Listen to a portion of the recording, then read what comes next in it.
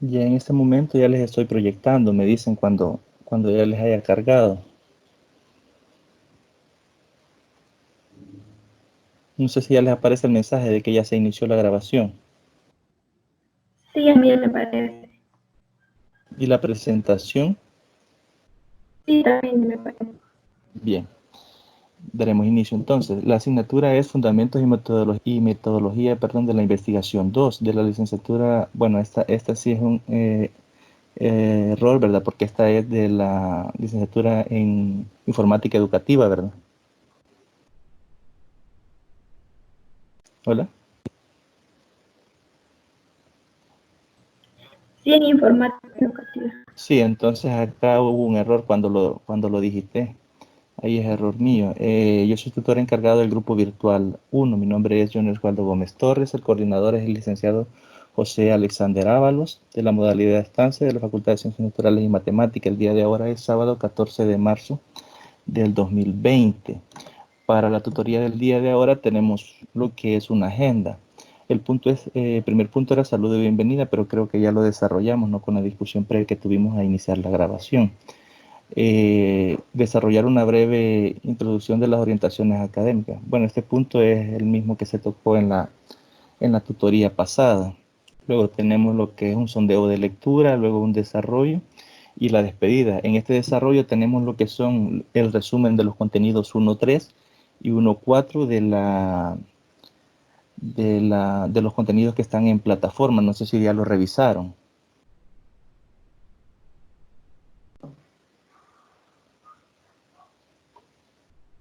Contenido 1.3 y 1.4. Luego tenemos lo que es despedidas, no consultas que puedan tener. En este sentido tenemos aquí una serie de recordatorios. El primero dice que hacer un recordatorio que la entrega del primer trabajo tiene como fecha límite el lunes 16 de marzo a las 23:55.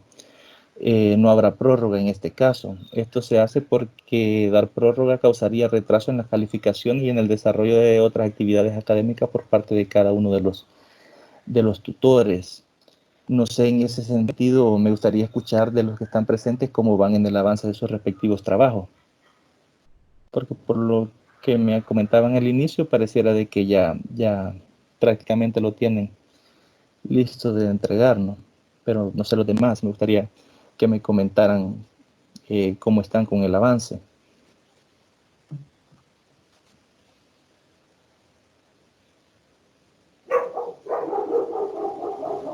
Recordemos, ¿verdad?, que aquí son las primeras 4 etapas las que se están pidiendo, ¿no?, para el primer avance, que son las que se introdujeron en la tutoría 1. Entonces me gustaría En el escuchar sus caso de comentarios al respecto. nosotros, en Ujú. el caso de nosotros, ya avanzamos en el trabajo, ya tenemos el nombre y todo, solo falta que lo revise, ¿verdad? El título y todo. Ujú. Pero, Sí. y ya lo elaboramos, pero fíjese que revisando, cuando nosotros lo hicimos, solo nos tomamos en cuenta la rúbrica, la consigna Ah, que subieron, sí. pero acá parece que hay ejemplos del perfil cualitativo y cuantitativo, y hay una guía Ujú. para la elaboración de perfil, entonces eso sí no lo tomamos en cuenta. Ujú. En este caso voy a consultarle eso al licenciado Ábalos para darles una respuesta, pero lo lógico y lo normal es que se les tome en cuenta únicamente la rúbrica. De hecho, para calificar yo únicamente me voy a basar en la rúbrica que esté habilitada para la calificación de cada trabajo. No sé los demás compañeros cómo están si creen que pueden tener algún problema con la entrega de la actividad o si todo está bien.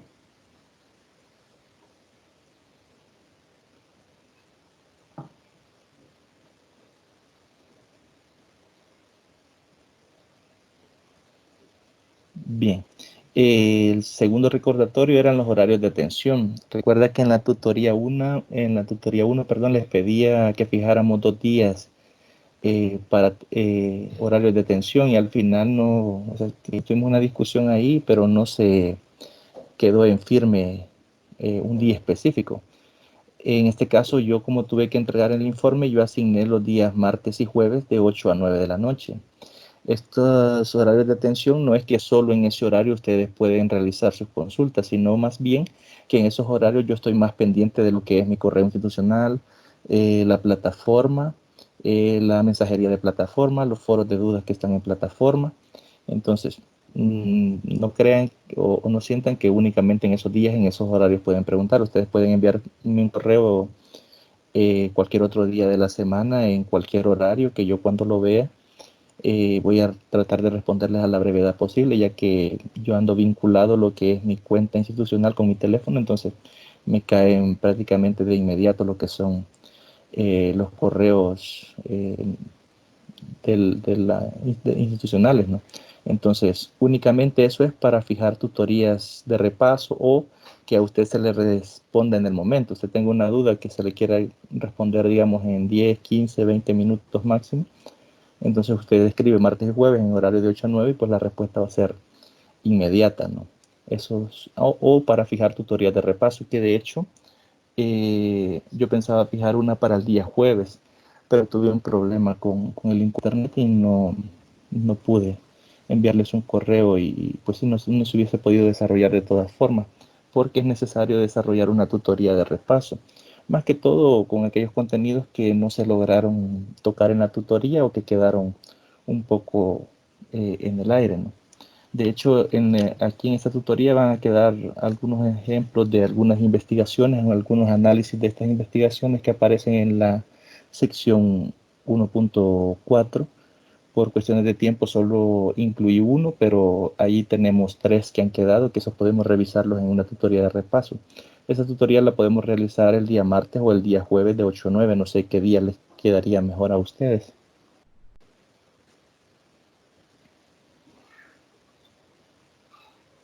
Incluso pueden sugerirme si pudiese ser otro día, no necesariamente esto.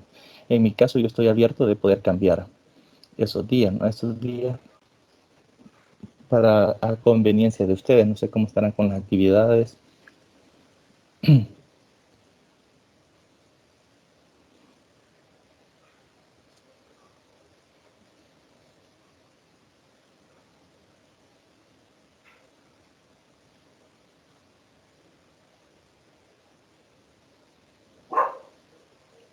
Si no, pues yo les enviaré el correo, ya sea lunes para martes o miércoles para jueves, de 8 a 9. Y si ustedes tienen la oportunidad de conectarse, pues ahí estaremos pendientes.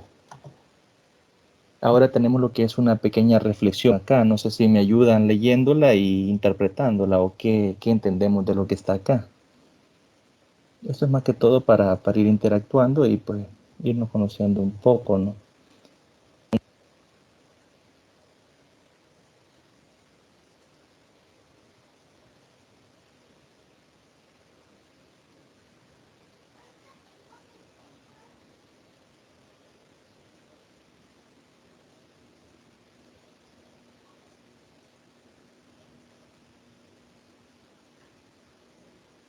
Hola,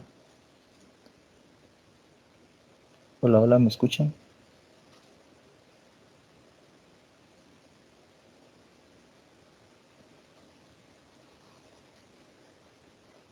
Sí, se le escucha.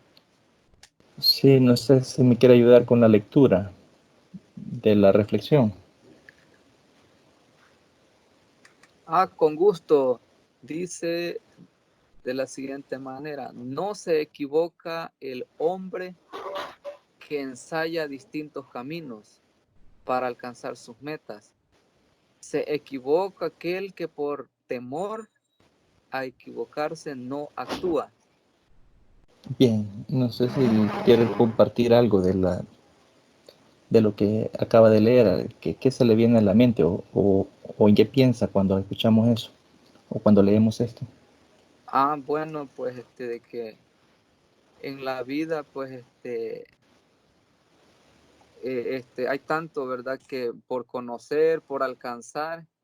Y si bien es cierto de que muchas veces, como dice abajo, que por temor a equivocarse uno a veces no actúa en algo, aunque en la mente lo pueda tener, quiero lograr esto o quiero alcanzar esto, pero si o sea, no se toma la decisión, porque bueno, incluso en lo personal, este, con lo que estamos realizando de estar estudiando en esta área, muchos al principio no creían en este proyecto. Incluso a mí muchos me desanimaron, me dijeron, no hombre, si eso solamente es una cuestión política, es algo que no va a durar.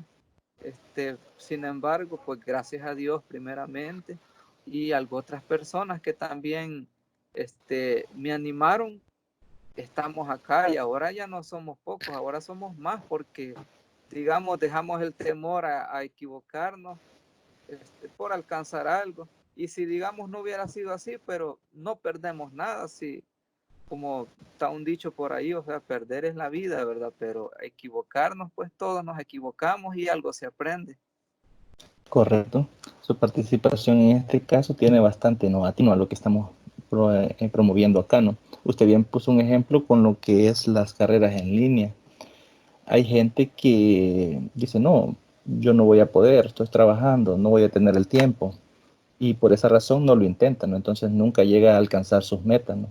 Entonces aquel que persevera y pone de su parte y está constante en lo que son sus ideales, lo que quiere alcanzar y plantea cómo, porque acá dice ensaya. Ensayar puede ser también equivocarse, ¿no? Cometer errores en el camino, irlos corrigiendo.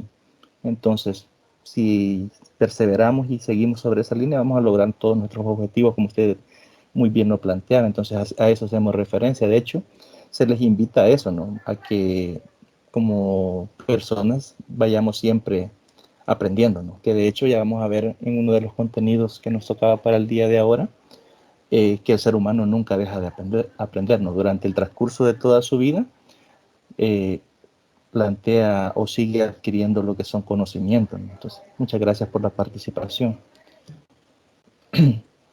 Ahora tenemos lo que es un pequeño sondeo de lectura. Aquí planteo unas pequeñas preguntas, ¿no? Pero no sé si me quieren colaborar acá un poco con lo que ustedes han leído en el material. Por ejemplo, en la primera vez se define con sus propias palabras qué es el conocimiento. Es decir, ahí, por ejemplo, en el contenido 1.3, que está para el tutorial del día de ahora, nos da lo que es una definición de conocimiento y nos da incluso una teoría que va sobre esto, ¿no? Pero yo quiero más que todo lo que le quedó de esa lectura. Por eso le pongo con sus propias palabras. ¿Qué es el conocimiento? ¿O qué comprende usted por conocimiento de lo que leyó ahí?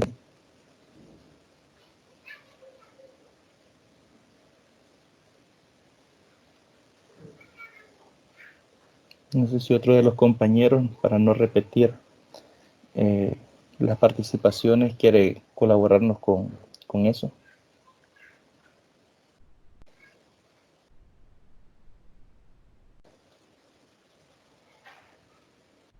No necesariamente puede ser con la primera pregunta, puede ser las ciencias factuales se dividen en, sabemos que se dividen en dos según el material y pues solo sería mencionar cuáles son esas dos. O esta pregunta que ha sido extraída del capítulo 3, que es una base de datos. Creo que por la carrera que ustedes están cursando, pues esta pregunta está bastante fácil, incluso si no hemos leído el material, no que podamos responderla. No sé si alguien quiere participar.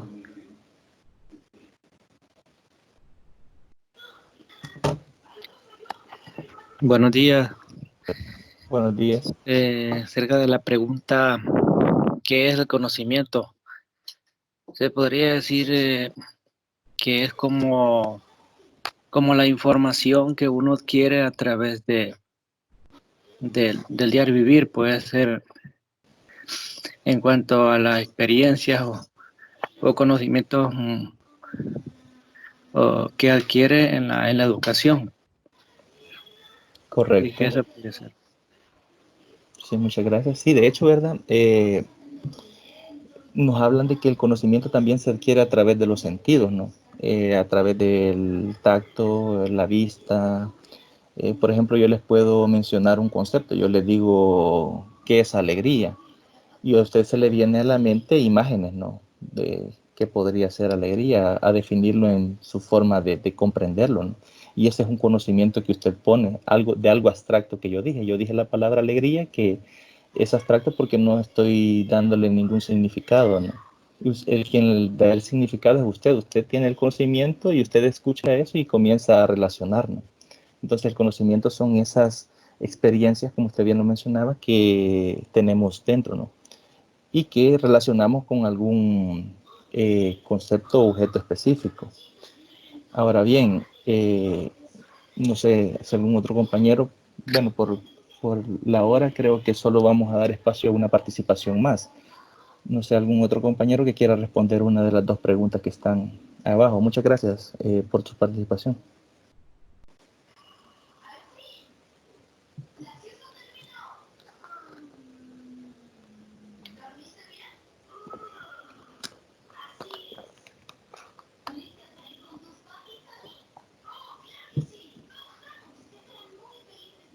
Bien, si no, daremos inicio a lo que son los contenidos, ¿no? Primero, antes de comenzar con los contenidos 1.3 y 1.4, vamos a mostrar las partes del perfil de investigación y una breve descripción de cada uno de ellos. En la tutoría 1 vimos las primeras 4, ahora vamos a ver lo que son los objetivos de la investigación, el marco teórico o marco conceptual, o como algunos le conocen, marco referencial, lo que es la metodología, el cronograma de actividades y la bibliografía consultada. Vamos a comenzar hablando de lo que son los objetivos de la investigación. Unas investigaciones buscan ante todo contribuir a resolver un problema. De hecho, eso lo estuvimos hablando en la tutoría anterior, ¿no? Que de hecho, una investigación lo que busca es dar respuesta a una pregunta de investigación, ¿no? Entonces, un objetivo es algo que busca la forma en que se le dará respuesta a esta pregunta. En tal caso, debe dimensionarse cuál es y de qué manera se piensa que el estudio ayudará a resolverlo. Otras tienen como objetivo principal probar una teoría o aportar evidencia empírica a favor de ella. Tenemos acá lo que son los objetivos de la investigación. Dice que señalan a lo que se aspira en la investigación y deben expresarse con claridad, pues son las guías del estudio. ¿Qué quiere decir esto? Que si usted formula objetivos que no van a responder a la pregunta de investigación que usted ha diseñado, pues va a ser un cúmulo de información, o va a tener un cúmulo de información que al final no le va a servir para nada, ¿no? Porque el objetivo es el que debe de guiar la investigación, es decir, como el objetivo debe dar respuesta a la problemática, un objetivo mal diseñado puede hacer que se pierda el investigador en la hora de abordar la problemática, ¿no? Entonces, en este caso, para tener un objetivo bien diseñado, lo que debemos de buscar es que responda de forma clara a lo que es la pregunta de investigación o lo que sería la guía de estudio, ¿no? Que es lo que pretendemos lograr con esta investigación. También es conveniente comentar que durante la investigación es posible que surjan objetivos adicionales. ¿Por qué ocurre esto? Porque a veces formamos objetivos sin conocer de todo lo que implica la problemática, ¿no? Entonces, a medida nos adentramos en lo que es la información que se conoce sobre el problema determinado, el problema seleccionado, vamos descubriendo a veces cosas más interesantes, ¿no? O cosas que podrían aportarnos más al estudio. En ese sentido, nosotros podemos ir cambiando nuestros objetivos. Podemos a veces darnos cuenta de que los objetivos que teníamos previstos carecen de profundidad o que no tienen la relevancia suficiente para el problema de estudio, ¿no? Entonces podemos ir cambiando o mejorando nuestros objetivos a medida que vamos conociendo más el problema, ¿no? Por eso dice, se modifiquen los objetivos iniciales o incluso se sustituyan por unos nuevos objetivos, que es lo que les mencionaba anteriormente, según la dirección que tome el estudio. Es decir, nosotros podemos comenzar la investigación con una línea y a medida vamos leyendo, vamos investigando o relacionando la bibliografía que hemos consultado con el problema que nos interesa, puede que nos demos cuenta de que necesitamos cambiar nuestros objetivos, ¿no? Por otros nuevos o únicamente modificar los que ya tenemos existentes, ¿no? Para que al final sea una investigación relevante, ¿no? Tenemos aquí un ejemplo. Investigación, en este caso es la investigación de Mariana sobre el noviazgo. Es decir, Mariana tomó el problema del noviazgo e investigó sobre esto. dice Mariana, se ha familiarizado con el tema. ¿Qué es esto? Primero eligió el tema que quería y luego comenzó a leer sobre el tema, ¿no? A eso le llamamos familiarizarse, ¿no? Y ha decidido llevar a cabo una investigación cuantitativa. Encuentra que, según algunos estudios, los factores más importantes son la atracción física, la confianza, la proximidad física, el grado en que cada uno de los novios refuerza positivamente la autoestima del otro y la similitud entre ambos. Es decir, estos criterios que aparecen acá, que les acabo de leer, ella los encontró en un estudio, es decir, se basó en un estudio que ya había estudiado el tema con anticipación, ¿no? Entonces, los objetivos de investigación que podría plantear Mariana serían los siguientes, ¿no? En este caso, determinar si la atracción física, la confianza, la proximidad física, el reforzamiento de la autoestima y la similitud tienen una influencia importante en el desarrollo del noviazgo entre jóvenes catalanes. Si nos fijamos, aquí Mariana tomó como base la investigación o el estudio que ya se había realizado, ¿no? Pero ella lo delimita a donde va a desarrollar su investigación, que en este caso sería el noviazgo entre jóvenes catalanes. Aquí ya hay dos delimitaciones. Una sería la delimitación de la edad, que estaríamos hablando de jóvenes, y la otra estaríamos hablando de lo que es donde se desarrolla la investigación de Mariana, que en este sentido sería con jóvenes catalanes, ¿no? Es decir, de Cataluña. Luego tenemos otro objetivo, dice evaluar cuáles de los factores mencionados tienen mayor importancia en el desarrollo del noviazgo entre jóvenes catalanes. Si nos fijamos acá, el primer objetivo es un poco más general, ¿no? El segundo objetivo ya nos está interesante verificar cuál de todos los factores que el estudio mencionaba, en el estudio en el que se está basando Mariana en este caso, es más importante, ¿no? Es decir, cuál predomina sobre el resto en los noviazgos que se dan entre jóvenes catalanes, que nuevamente hace la delimitación de dónde ella lo está realizando el estudio, ¿no? Y luego tenemos que analizar si hay o no diferencias entre los hombres y mujeres respecto a la importancia atribuida a cada uno de los factores mencionados. Si nos fijamos aquí, deja un poco de lado lo que es el estudio que ella había considerado. Primero, porque el estudio solo consideraba esos factores que mencionaba arriba. Ya ella ya está considerando otro más, y es el que si la influencia, si es mujer o si es hombre, si se toma de forma diferente estos aspectos. Es decir, si la importancia de determinados aspectos se considera más en hombres o se considera más en mujeres, ¿no? Entonces ya ella está incorporando lo que es un elemento nuevo a lo que es su investigación, ¿no? Y por último dice analizar si hay o no diferencias entre las parejas de novios de distintas edades en relación con la importancia asignada a cada uno de los factores. Es decir, este último objetivo tiene relación con el tercer objetivo, ¿no? Solo que aquí ya va delimitando un poco más la diferencia de edades. Es decir, puede ser que una pareja tenga 17 años ambos, o que uno tenga 15 y el otro tenga 19, y que el hecho de la diferencia de edades asimile diferente los factores que menciona el estudio inicialmente.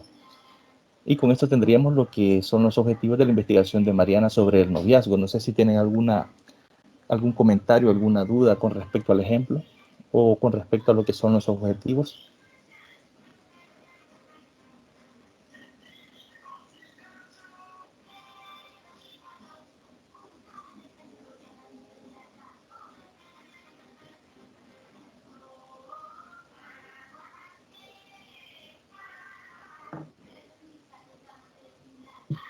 Si no, continuamos. Bien, de ahí tenemos lo que es la construcción del marco teórico. Discúlpele. Hola. Ajá. En cuanto a los objetivos, bueno, en general siempre es uno, ¿verdad? Normalmente, Sí, en sí, sí. cuanto a específicos, ¿qué? O sea, ¿hay un límite? No, no, es No. que los objetivos específicos son, digamos, como parte del objetivo general. Cuando usted logra la consecución o el cumplimiento de todos los objetivos específicos, automáticamente se le cumple lo que es el objetivo general. No sé si me doy a entender. Más bien es como ver si se cumple cierta parte de forma específica, y así se va por llamémosle regiones, y al final, si se cumplen todos los objetivos específicos, se logra el objetivo general. Ajá, o sea, es como una manera de comprobar de que se va a cumplir. Sí, es como la ruta. Sí, es como la Ajá. ruta que se va a tomar. Por ejemplo, si nos fijamos acá en la investigación de Mariana y leemos los 3 objetivos, digamos, los 3 últimos objetivos, al final lo que logramos es una descripción más amplia del primer objetivo, ya que en el primer objetivo se han tomado lo que son todos los factores de importancia que se tenían en el estudio. Entonces los objetivos específicos son como la guía de la investigación, es decir, los logros pequeños que debo llevar en la investigación para que se me cumpla lo que es el objetivo grande. En algún momento, licenciado, digamos, durante la investigación, puede ser que un objetivo específico no se cumpla o se modifique, digamos, en el transcurso de la investigación. Correcto, sí. De hecho, lo que leíamos anteriormente a eso apuntaba, ¿no? Porque pues, yo puedo hablar, imagínense que hablo de la contaminación ambiental. Yo digo la contaminación ambiental en Jucuapa o en un departamento, digamos, San Miguel. Entonces, yo como objetivo específico podría poner la contaminación del agua, la tala de árboles, la contaminación de los ríos, ¿no? Entonces, todos estos cumplimientos de estos objetivos generales puede llegar a que yo pueda describir cómo es la contaminación en el departamento de San Miguel o en el municipio de San Miguel. Entonces, puede ser que durante la investigación yo me dé cuenta de que no hay contaminación en ríos, un suponer, ¿verdad? Que no hay contaminación en ríos, entonces yo puedo quitar ese objetivo y agregar otro. Todo dependiendo de cómo se vaya desarrollando su investigación. Puede que usted considere de que el objetivo que planteó al inicio no le funciona o no le es significativo y usted puede modificarlo o cambiarlo directamente. Bueno, muchas gracias. Bien. Ahora bien, en cuanto a Licenciado, la cola, ajá, ¿podría compartir con nosotros esta presentación? Está muy interesante. sí, se la voy a enviar al correo al finalizar. Bueno, está bien, gracias. Luego tenemos lo que es la construcción del marco teórico, que puede implicar la adopción de una teoría. Si nos fijamos en el ejemplo que acabamos de ver de Mariana, ella adoptó un estudio previo, ¿no? Donde se dan unas ciertas características del noviazgo. Puede ocurrir que cuando usted esté formando su marco teórico encuentre una investigación que sea bastante parecida a los lineamientos que usted sigue, ¿no? Y pueda adoptar esa teoría como base e ir enriqueciendo de otros estudios. Es una opción a la hora de desarrollar el marco teórico. La otra opción es que encuentre diferentes artículos o diferentes trabajos que tengan alguna parte que ver con lo que a usted le interesa desarrollar en su investigación y usted va sacando de esos artículos, ¿no? Porque recordemos que el marco teórico o el marco referencial es más que todo cómo se encuentra el problema teóricamente hablando, es decir, teóricamente definido al momento de realizar la investigación. Si nos vamos al ejemplo que poníamos de Mariana, como les decía, ella se basó en un estudio y en base a ese estudio desarrolló lo que es su investigación, ¿no? Ahora bien, existen varios métodos para desarrollar el marco teórico, pero aquí solo se les está dando una idea general. Si ustedes quieren profundizar más en cómo elaborar estos marcos teóricos, pueden leer lo que es la quinta edición de Metodología de la Investigación de Sampieri. Buscan el capítulo donde habla del marco referencial y ahí les da una serie de ejemplos. De hecho, estos criterios que les estoy proyectando aquí son extraídos de ese libro. Dice que con el propósito de seleccionar fuentes primarias que servirán para elaborar el marco teórico es conveniente hacerse las siguientes preguntas. Primero, ¿la referencia se relaciona con mi problema de investigación? Es la primera pregunta que hay que hacer, ¿no? Es decir, imagínense de que yo voy a investigar, por ejemplo, el uso de, digamos, energizantes o pastillas para no dormir con el rendimiento académico, porque hay personas que ingieran estas clases de bebidas para estudiar, ¿no? Porque a veces se desvelan mucho, ¿no? Entonces, si yo investigo eso y digamos que mi referencia bibliográfica solo tiene información de las pastillas, no qué causa, sino de para qué sirve o cómo se utiliza, y no me tiene nada que ver con educación eso, entonces esa fuente que he seleccionado no me sirve, ¿no? Porque tiene que tener una relación, ¿no? Que sería más bien implicar directamente cómo afecta el problema que a mí me interesa, que sería en este caso el rendimiento académico de los estudiantes. Entonces, por eso la primera pregunta que me debo de hacer es cómo se relaciona con mi problema esta referencia seleccionada, ¿no? O este estudio o esta investigación que he seleccionado. La segunda dice cómo, es decir, cómo está relacionada, qué relación tiene. Y ahora bien, la tercera, qué aspectos trata, es decir, qué aspectos trata que me interesen a mí en mi estudio.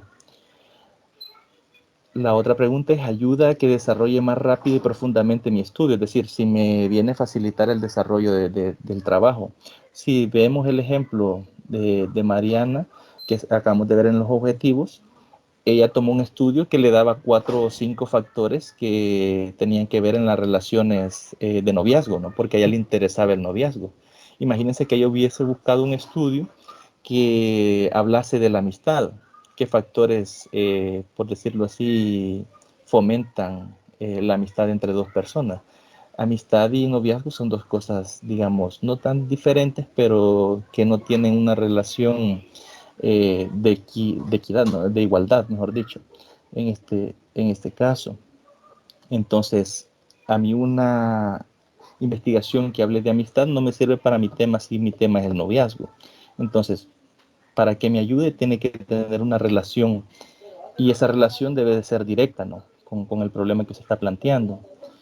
Y la otra es desde qué óptica y qué perspectiva se aborda el tema, porque puede ser de que yo me interese estudiar el noviazgo en adolescentes, como es el caso de Mariana, y la perspectiva que tenga la investigación sea el noviazgo en adultos o en personas de 50, 60 años, o que haya una restricción que en realidad ese estudio no aborde en ningún momento lo que a mí me interesa, ¿no? Entonces esa es la otra pregunta que hay que hacernos cuando seleccionamos la fuente para construir nuestro marco teórico o marco de referencia, ¿no? Para analizar la referencia, recordemos que se toma en cuenta primero la cercanía o similitud a nuestro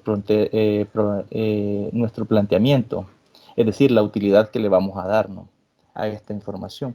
¿Por qué? Porque puede ser de que la información sea, cuando hablamos de cercanía, imaginémonos que hablamos de un problema de la educación, por ejemplo, de El Salvador, y la comparamos con la educación en, en Estados Unidos, por ejemplo. Entonces, las teorías o los documentos que podamos encontrar de la educación en Estados Unidos tal vez no tengan relación directa con la educación en El Salvador, ¿no? Incluso puede ser que sea totalmente diferente. Recordemos que también los entornos en los que se desarrolla la investigación son o suman un papel bastante importante a la hora de confrontar las teorías, ¿no? Ahora bien, la semejanza a nuestro estudio, método y muestra, es decir, esto de método es cómo yo voy a recabar la información, ¿no? ¿Cuál es mi plan, ¿no? Para poder recoger los datos, de qué forma lo voy a abordar y cómo voy a seleccionar mi muestra.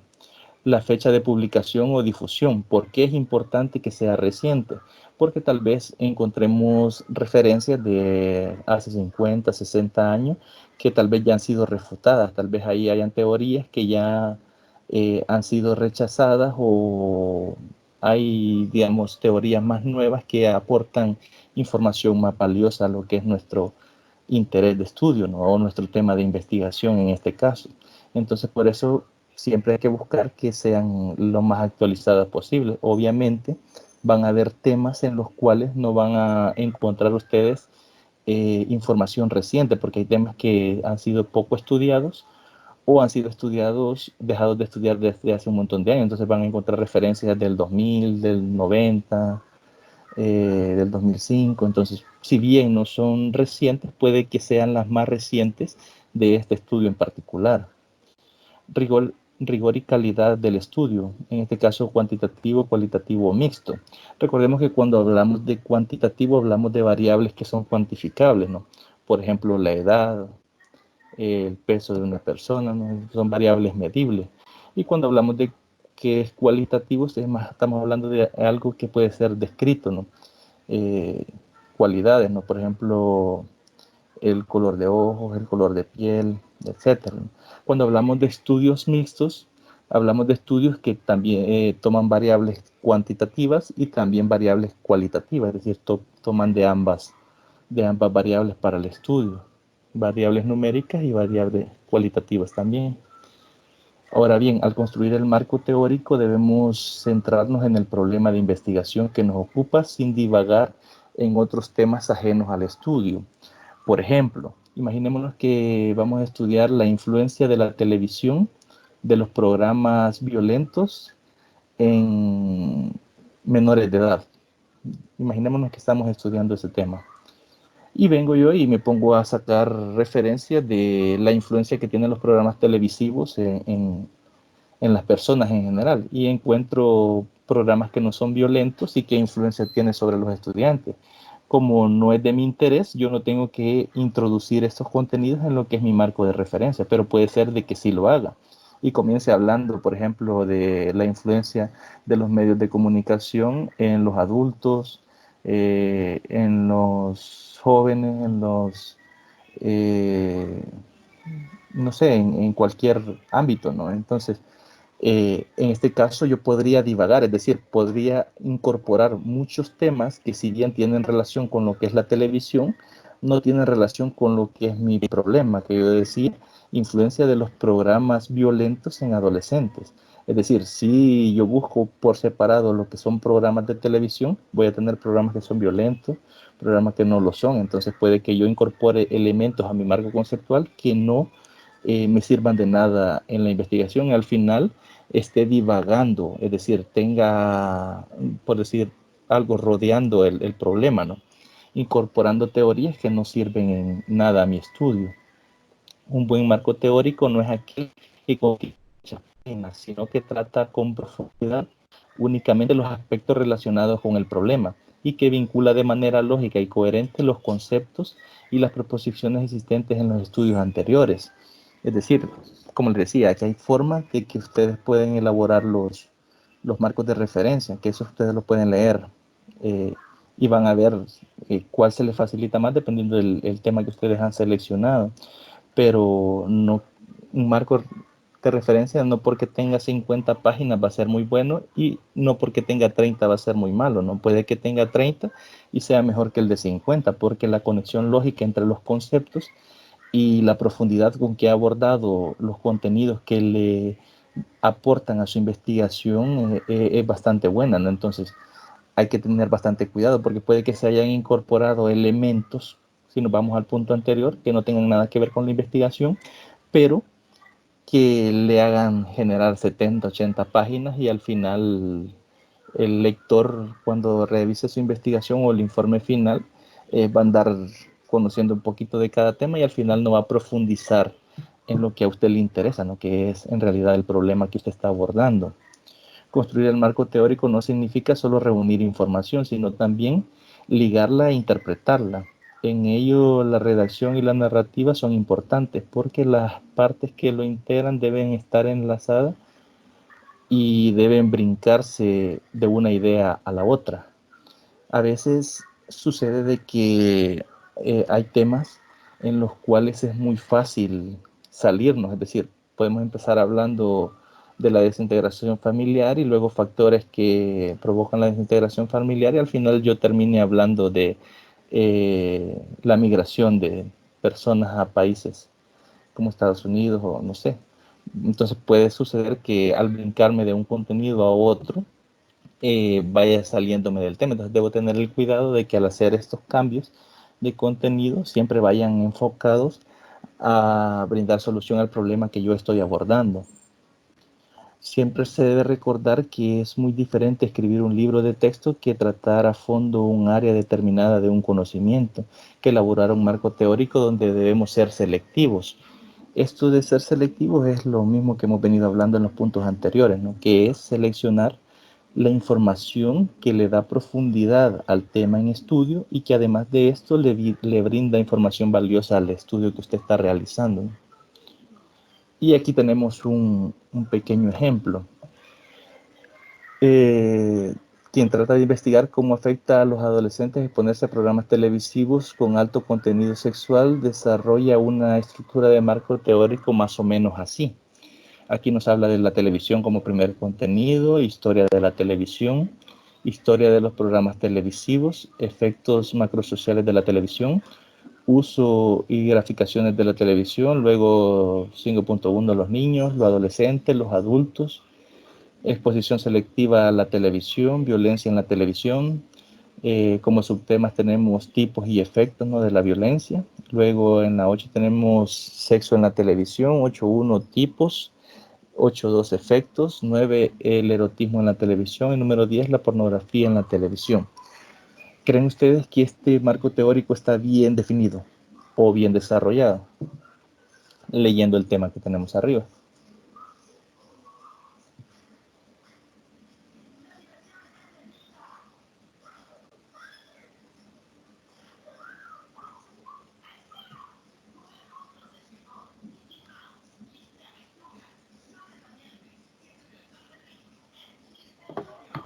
No sé, ¿verdad? Si lo leemos y vemos el tema tratado, dice investigar cómo afecta a los adolescentes exponerse a programas televisivos.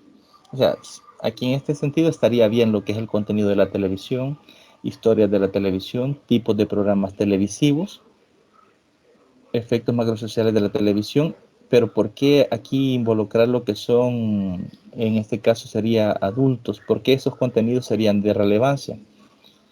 Exposición selectiva a la televisión, estamos hablando de forma general o de contenido un poco más general que en realidad no aborda nada lo que es el contenido planteado o el problema planteado. Violencia en la televisión, tipos y efectos, este sí podría abordar, pero siempre y cuando estos tipos y efectos tengan relación con lo que serían en adolescentes, ¿no? Ahí sería de profundizar más en ese caso. Si nos fijamos en este ejemplo, hay muchos contenidos que están en el marco que podrían ser omitidos o no deberían de estar ahí, ¿no? Entonces la idea de poner este ejemplo es que viéramos que es fácil divagar. Hemos hablado de la televisión y aquí pareciera que es una generalización de los programas violentos, ¿no? Cuando el tema en particular habla que va dirigido a lo que son adolescentes, ¿no? Entonces aquí hay contenidos que no deberían de estar ahí.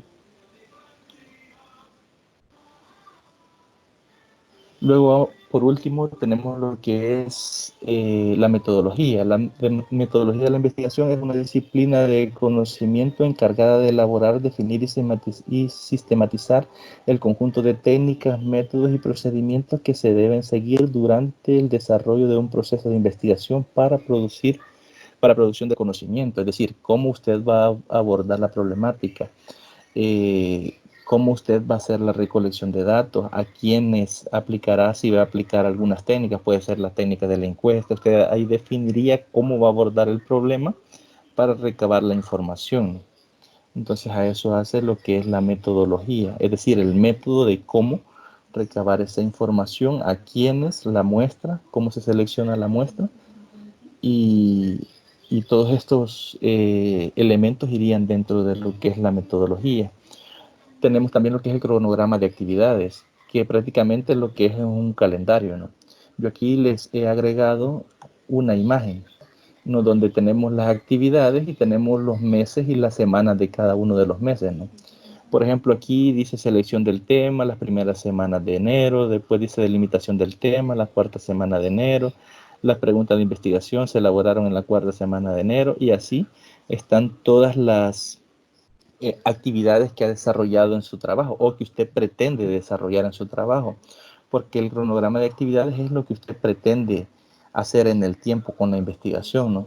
No es que el cronograma lo va a desarrollar cuando usted ya terminó la investigación y ha ido desarrollando todo de forma desordenada, ¿no? Esto es para que usted planifique y ordene cómo va a ir desarrollando cada una de las partes del trabajo. A eso se referencia lo que es el cronograma de actividades, sería como una calendarización, ¿no?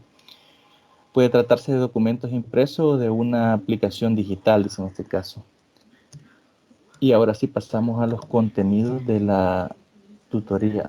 Bueno, faltaba lo que es la bibliografía consultada. Un escritor puede referirse a la bibliografía para hacer referencia a algún documento que utilizó como fuente en su tarea de redacción o para citar contenidos que, si bien no utilizó en su trabajo, puede complementar y enriquecer sus escritos, ¿no?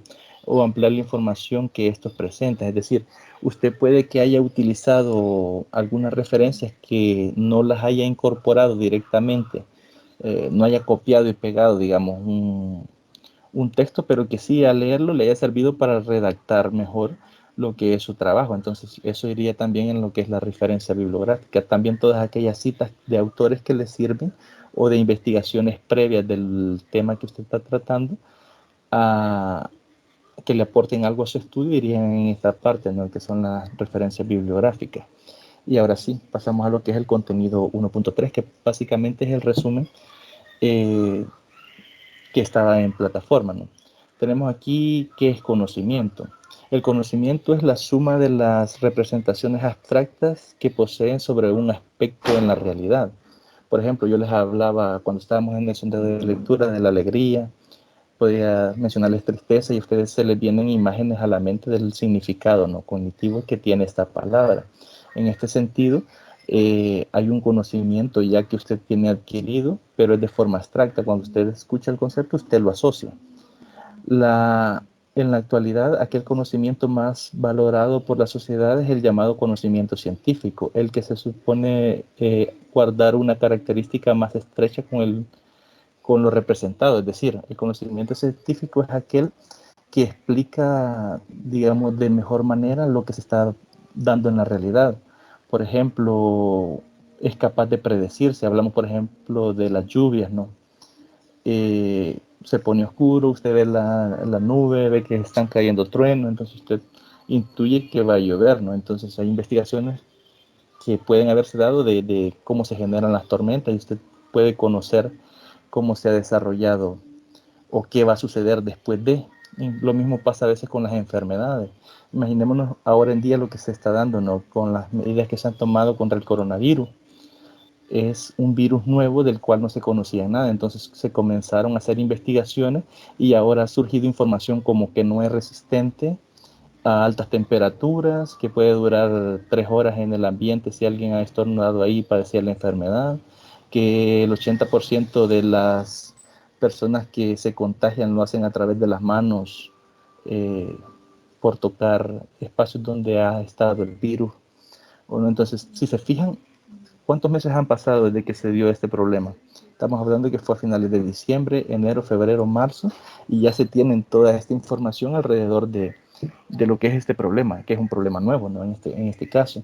Incluso, no sé si han oído hablar que el porcentaje de mortalidad anda alrededor del 3%, y que este baja del 3% al 2% si se trata de eh, personas que carecen ya o tienen alguna enfermedad como la diabetes, como problemas respiratorios. Entonces, toda esta información ha sido investigada, ¿no? Es decir, se han desarrollado investigaciones científicas mediante el método científico que ya todos conocemos y se han dado conclusiones, ¿no? Y se han podido hacer predicciones, ¿no? De hecho, se plantea que ese virus va a llegar a todos los países del mundo, ¿no?, en bueno, decían 2 meses máximo.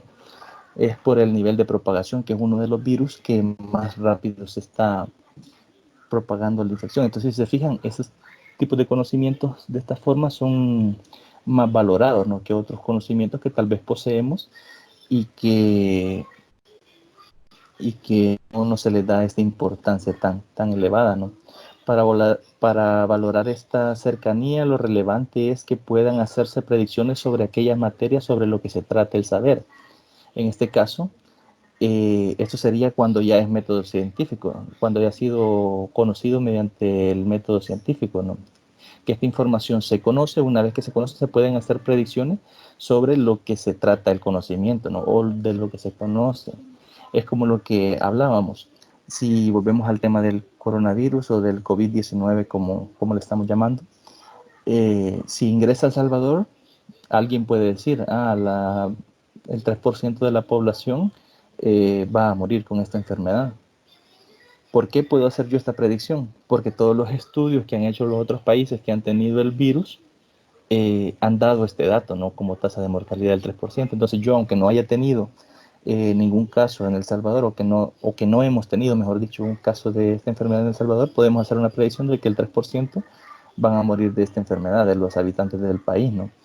Y que la mayoría de estos muertos van a ser personas o bien de la tercera edad o que han tenido enfermedades que tienen que ver con las vías respiratorias, cardiovasculares o son ancianos, ¿no?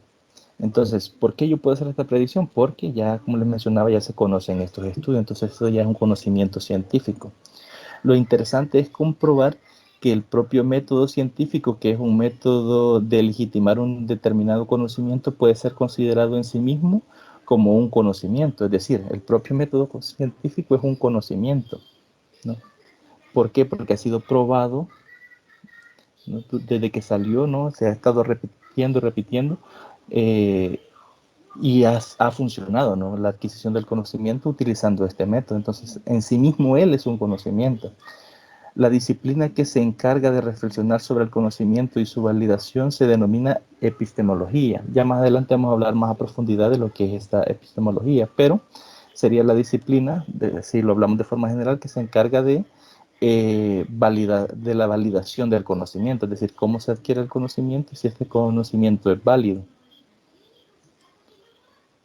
Ahora tenemos ahí lo que son los tipos de conocimiento, que tenemos el conocimiento empírico, científico, tácito, explícito, intuitivo y el revelado religioso. Vamos a revisar primero lo que es el conocimiento empírico, que prácticamente la mayoría hemos utilizado este tipo de conocimiento. Si nos vamos a ver la imagen, si se fijan, aparece un hombre con un martillo y aparecen clavos, el primero que está más salido, que está todo doblado, y así sucesivamente van quedando menos doblados hasta que el clavo fue entrando. Es decir, se realiza mediante la experiencia o la experimentación, ¿no? A medida uno va desarrollando la actividad, va aprendiendo y subsanando los errores, ¿no? Hasta que aprende a realizarlo de forma correcta. Pero este conocimiento se dice que se desarrolló de forma empírica porque fue mediante la práctica, ¿no? Por eso dice que se define como el conocimiento basado en la experiencia y en la percepción que todos los hombres adquieren debido a las diversas necesidades que se presentan en la vida. Luego tenemos lo que es el conocimiento científico. Este es, digamos, totalmente diferente al conocimiento empírico. Es un conocimiento que trata de, o que conoce su fundamento, es decir, sus métodos son verificables, sistemáticos, unificados, ordenados, universales, objetivos, racional, previsorio y que explica los sucesos a partir de las leyes. Por ejemplo, el conocimiento científico nos da todas estas reglas y por qué suceden las cosas, la explicación de por qué suceden. Por ejemplo, si alguien aprende a cocinar, imaginémonos de forma empírica, vamos a hacer la comparación entre los tipos de conocimiento, puede que un platillo le quede exquisito, ¿no? Que le quede sabroso, pero no sabe por qué le quedó así, a diferencia de alguien que le enseña, ¿no? Por qué le enseñan los ingredientes, cómo combinar los ingredientes, qué sabores y por qué surgen estos sabores al mezclar determinados ingredientes. Entonces, al que le enseñaron a cocinar, que es chef, tiene un conocimiento científico, ¿no? Porque él sabe por qué el resultado de lo que él realiza es ese. En cambio, cuando hablamos del conocimiento empírico, no sabemos por qué resulta, sino solo vamos adquiriendo a través de la misma experiencia. Luego tenemos lo que es el conocimiento tácito y el conocimiento explícito. El conocimiento tácito es conocido como el tipo de conocimiento inconsciente del cual se puede hacer uso, lo que hace que se pueda implementar y ejecutar como se diría, de una forma mecánica sin darnos cuenta de su contenido. No sé si a alguno de ustedes les ha pasado que actúan a veces sin pensar o que hacen algo sin pensarlo. A eso sería el conocimiento tácito. Por ejemplo, a usted vienen y yo le arrojo una pelota con fuerza, usted lo primero que hace es esquivarla, aunque no piense en esquivarla, porque sabe que la pelota le va a golpear y le va a causar dolor, ¿no? Pero no lo piensa en el momento, sino que usted desarrolla o lo esquiva de forma inconsciente prácticamente, es decir, usted lo hace sin pensarlo, ¿no? Entonces esto sería un conocimiento tácito, es aquello que hacemos eh, sin meditarlo, sin pensarlo, ¿no? En el momento, sino que lo hacemos más o menos de forma mecánica. Luego tenemos el conocimiento explícito, que a diferencia del conocimiento tácito, de este se sabe lo que se tiene y para ejecutarlo somos conscientes de ello. Por eso es más fácil de transmitir o representarlo en un lenguaje debido a que las características son que es estructurado y que es esquematizado. Es decir, ya de este sí lo conocemos y sí sabemos para qué nos sirve y por eso lo ejecutamos y somos conscientes de que lo estamos ejecutando. Por ejemplo, cuando ustedes aprenden a manejar vehículos, no sé si han tenido la experiencia, y se quedan en una cuesta, ¿no? Y se necesitan levantar en una cuesta. Usted sabe que si el carro es mecánico, eh, con el talón uno presiona el freno y con la punta del pie derecho presiona el acelerador, o hay quienes lo hacen al revés. Entonces, yo sé lo que tengo que hacer, ¿no? Ya no es un conocimiento tácito que lo hago de forma mecánica, sino que yo sé qué tengo que hacer para obtener un resultado específico y soy consciente de esto, ¿no? Esto sería un conocimiento ya explícito. Y por último tenemos el conocimiento intuitivo. Y si nos fijamos en la imagen, vemos ahí a un padre que le está enseñando a andar en bicicleta a su hijo, ¿no? Entonces, él está aprendiendo a través de la sensación, ¿no? De forma intuitiva, ¿no? Si deja de pedalear, se cae de la bicicleta, ¿no? Por eso debe de seguir pedaleando, ¿no? Está definido como la aprehensión inmediata de las experiencias internas o externas en su experimentación o en su percepción. Esto quiere decir que nos proporciona una especie de sensación vaga sobre algo, sino que se establece como la visión clara y directa de experimentar las cosas en su forma original. ¿Qué quiere decir esto? Que para que yo aprenda o que yo tenga el conocimiento de cómo se realiza la bicicleta, yo tengo que subirme en una bicicleta e intentarlo. No basta con que alguien me diga, mira, no te vas a subir a la bicicleta, vas a comenzar a pedalear y ya está. Ah, es un conocimiento que únicamente se puede adquirir en su forma original, ¿no? Que sería desarrollando la actividad específica. Luego tenemos el conocimiento revelador o religioso. Este tipo de conocimiento implica que todos los fenómenos que envuelve son intangibles. Bueno, aquí dice inteligible, pero es intangible, implicando para ellos simplemente una actitud de fe, teniendo un fuerte peso en el comportamiento humano.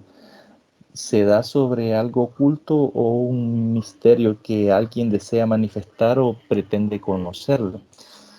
Y aquí en la imagen tenemos diversas religiones, ¿no? Entonces, casi la mayoría de los que tenemos una religión en particular, ya sea católica o alguna iglesia diferente, evangélica, no sé, eh, tendemos a tener creencias, ¿no? O interpretaciones sobre lo que leemos en la Biblia, ¿no? Entonces, la mayoría de estas interpretaciones o de lo que leemos ahí son cosas intangibles y tenemos ese conocimiento, ¿no? Que la Biblia no lo dice, pero tenemos que tener fe para creerlo, ¿no? Por eso es que hay muchas personas que no son religiosas, ¿no? Porque hay personas que necesitan prácticamente verlo todo o experimentarlo todo para poderlo creer, ¿no? Entonces a eso se manifiesta de esa forma, ¿no? Ahora tenemos lo que son las fuentes del conocimiento. Si nos vamos a observar la imagen que tenemos acá, vemos todos los sentidos, es decir, que el conocimiento lo adquirimos a través de todos nuestros sentidos, ¿no? Ya sea el tacto, el oído, la boca, la vista, ¿no? Si nos fijamos, los niños cuando están recién nacidos, la primera experiencia cercana que tienen es mediante la boca. No sé si se han dado cuenta que a veces o han tenido familiares o tienen hijos que cuando empiezan a gatear, todos los objetos que tocan o que agarran se los meten a la boca, porque es su primera experiencia, ¿no? que sería la gustativa, ¿no? Entonces, él empieza a conocer el mundo mediante la boca. Entonces, si nosotros careciéramos de todos estos sentidos, no podríamos asimilar un nuevo conocimiento. Por eso dice que el conocimiento que se apoya en la experiencia, en la práctica, se inicia con las percepciones sensoriales de las cosas que lo rodean al ser humano. Y ahí que el proceso de cognición desempeñe un gran papel, dice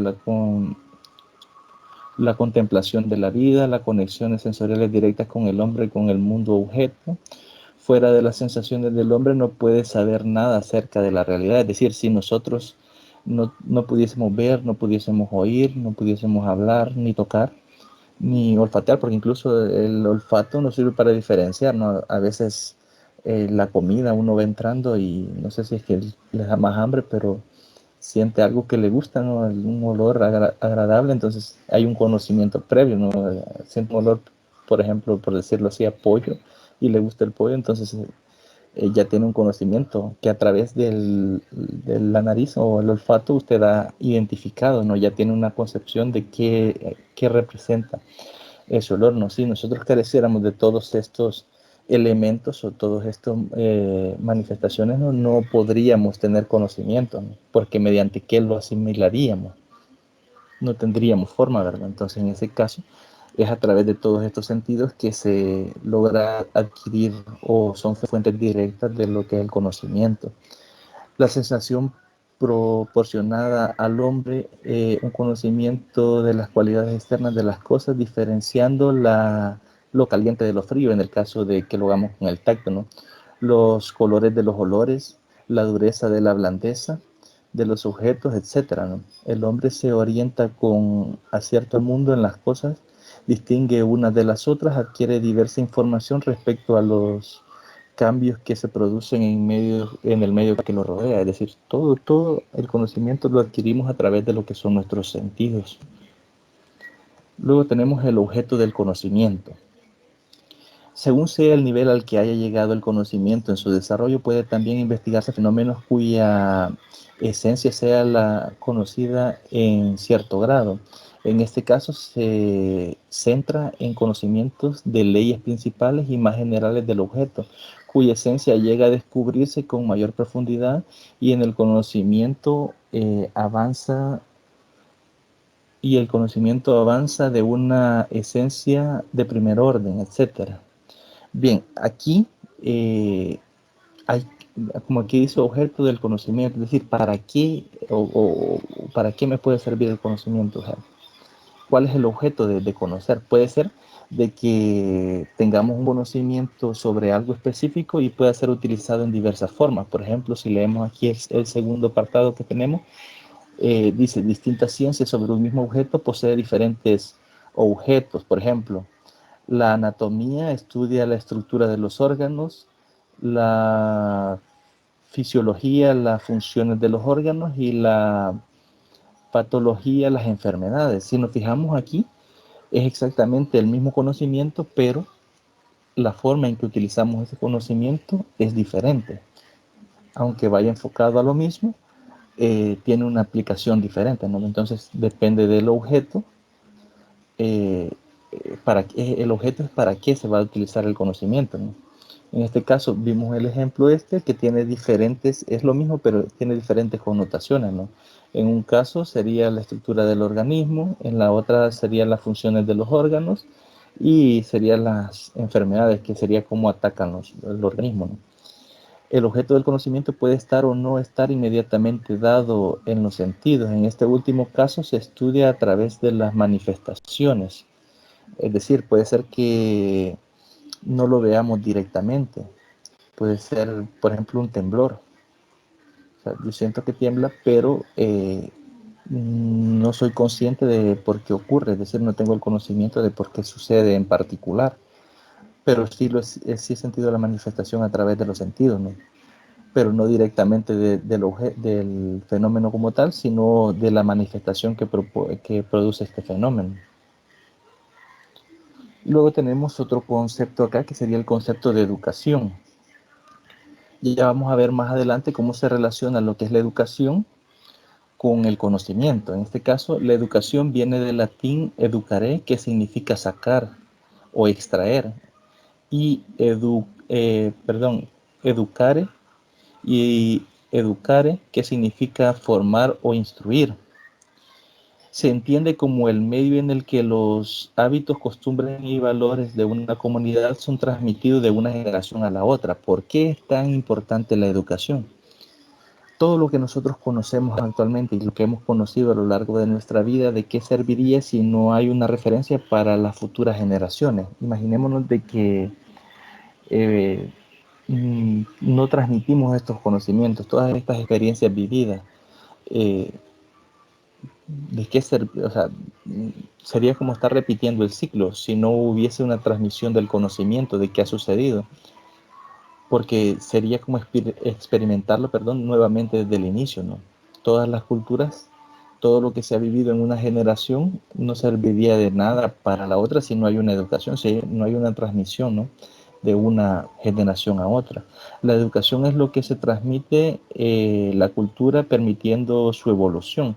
¿Por qué permite su evolución?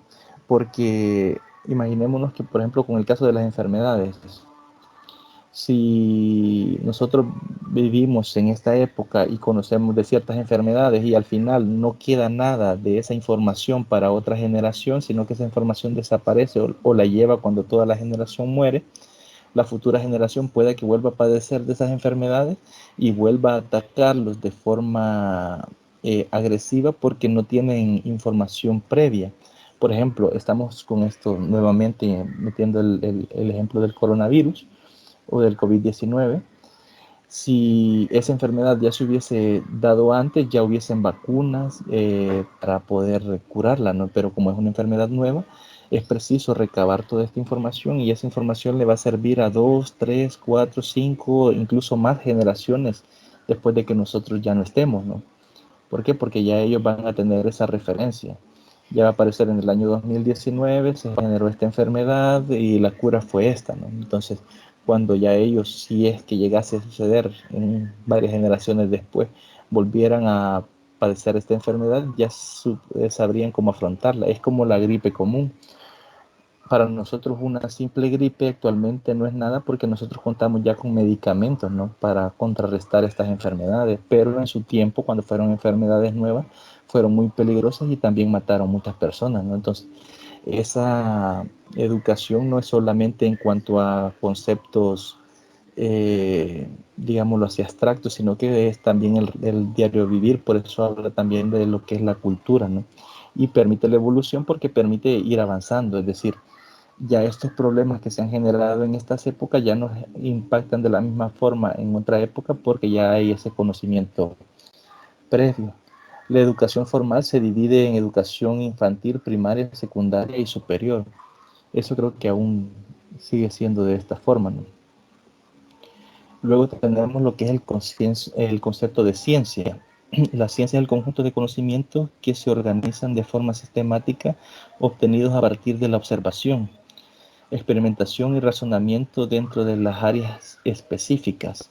Si nos fijamos, aquí hablamos de un conocimiento, es decir, el concepto de ciencia está basado en el concepto de lo que es el conocimiento, que es el que veíamos anteriormente, y además de eso, una forma sistemática. Cuando hablamos de sistemático, hablamos de una serie de pasos lógicos para obtener la información a través de la observación en este caso. Por medio de esta acumulación de conocimientos que se generan hipótesis, cuestionamientos, esquemas, leyes y principios. Cuando hablamos de hipótesis, hablamos de explicaciones tentativas a lo observado, ¿no?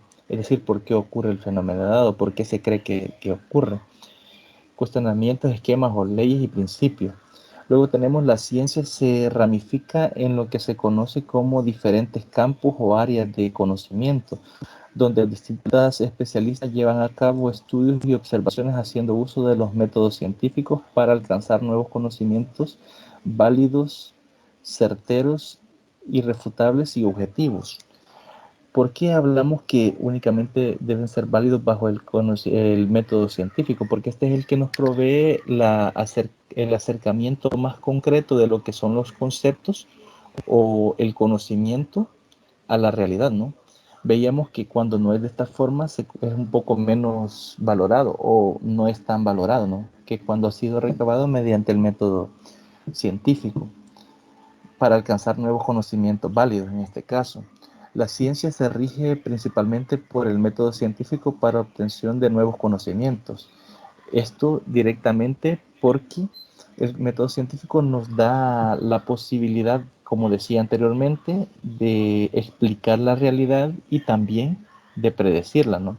De generar leyes, principios, de explicar fenómenos y poder predecir cómo funcionan estos fenómenos. Entonces, por esa razón es que el método científico es como, digamos, la fuente principal del conocimiento en todas estas ramas de la ciencia. Ahora bien, vamos a ver un poco acá de lo que es la clasificación de las ciencias. Se clasifican en ciencias formales. Agrupa las ciencias cuyo objetivo de estudio no es algo material, sino conceptos formales y simbólicos. Estas ciencias sirven de herramienta base para el estudio de otras. Entre las ciencias formales se encuentran la lógica, la matemática y las ciencias factuales. Si se fijaron en el sondeo de lectura, aparecía en cuáles se dividen las ciencias factuales. En este caso se dividen en dos grupos, que son las ciencias naturales y las ciencias sociales. Vamos a ver primero las ciencias naturales. Tiene como objetivo de estudio los fenómenos que se producen en la naturaleza. Para su investigación se utiliza el método científico. ¿Cuáles podrían ser unos ejemplos de estas ciencias naturales? La física, la química, la biología, la astronomía y la geología. Entonces, si a usted en alguna de las pruebas le sale cuáles son las, en cuáles se dividen las ciencias factuales, usted debe decir naturales y sociales, ¿no? Y si le pide ejemplos de ciencias naturales, pues sería cualquiera de esos, ¿no? Física, química, biología, astronomía o geología. Luego tenemos lo que son las ciencias sociales, que tiene como objetivo el estudio de los grupos sociales y se enfocan en la sociedad y en las personas. En este caso no tenemos ejemplos en particular. Y ahora sí vamos a hablar de lo que es la epistemología, que como lo veíamos es la ciencia que se encarga del estudio del conocimiento, ¿no? De hecho, si leemos el primer recuadro, dice que es la ciencia que estudia el conocimiento humano y el modo en que los individuos actúan para desarrollar la estructura de pensamiento. El trabajo de la epistemología es amplio y se relaciona también con las justificaciones que el ser humano puede encontrar en las creencias y tipos de conocimiento, estudiando no solo la metodología, sino también las causas, los objetivos y los elementos intrínsecos, es decir, los elementos que están adheridos directamente al conocimiento como tal, en determinado aspecto en este caso. Porque cuando hablamos de epistemología, hablamos de todos estos conocimientos que el ser humano adquiere, la forma en que los adquiere, en este caso sería también investigando la verdad, la realidad y otros factores que vienen a ser parte del conocimiento como tal, ¿no? En términos de epistemología, proviene del griego significando episteme, conocimiento, y logos, que significa ciencia o estudio. De este modo, su nombre epistemológico establece que la ciencia epistemológica versará sobre el análisis del conocimiento, es decir, analizar el conocimiento como tal. Y como ya vimos, el conocimiento tiene un alto acervo de información, ¿no? Hay muchísimas ramas, incluso de estudios o de información que el ser humano adquiere a lo largo de su vida. Como ya vimos, lo percibimos a través de nuestros sentidos y pues no dejamos de aprender o de adquirir conocimientos hasta el momento en que morimos. Entonces la epistemología estudia el cómo el ser humano adquiere estos conocimientos, qué hace con estos conocimientos y las fuentes de estos conocimientos y cómo trata esta fuente de estos conocimientos, resumido de esta forma. Luego tenemos que en lo que respecta a la epistemología se suelen epistemológicas, que en este sentido serían tres: la metacientífica, la paracientífica y las científicas. Si nos vamos a la primera, dicen que ha consistido en todos los casos en una reflexión sobre las ciencias, ya en parte construidas o inventadas por los mismos autores de las subsiguientes reflexiones de esta epistemología. Existe supremacía del conocimiento científico sobre cualquier otro tipo de conocimiento, y por ello solo aceptan el conocimiento científico como el único conocimiento válido. ¿Qué quiere decir en este caso? Que la supremacía que existe es el conocimiento científico, es decir, que es aquel conocimiento que ha sido obtenido a través del método científico, y es el único conocimiento que este tipo de epistemología considera como válido. Ahora bien, la epistemología paracientífica no reflexiona acerca de los conocimientos del pensamiento para alcanzar una teoría más general del conocimiento, sino que se esfuerza en partir de una crítica, ante todo restrictiva, de la ciencia para fundamentar el margen de las fronteras de un conocimiento de diferentes formas. Es decir, el primero únicamente considera válido el conocimiento establecido mediante el método científico, y el segundo hace una crítica restrictiva sobre el conocimiento en particular. Aquí, como se está hablando de forma general, a veces uno tiende a equivocarse o a interpretar mal lo que se está leyendo, porque cuando hablamos de conocimiento no hablamos de algo específico, sino de que hablamos de toda aquella información que el ser humano ha adquirido y ha ido generalizando a través de su experiencia, ¿no? O a través de su sentido, ¿no? Luego tenemos la epistemología científica. Está caracterizada por... La epistemología surge del interés de las ciencias como consecuencia de la crisis propia de las ciencias en evolución, que puede llevar a una constante revisión de los principios e instrumentos de conocimiento. Y luego tenemos lo que es la epistemología en educación. En este sentido les voy a hacer una pregunta. Como ya vimos lo que es epistemología y ya vimos lo que es educación, ¿cuál creen ustedes que es la relación que existe entre ambas?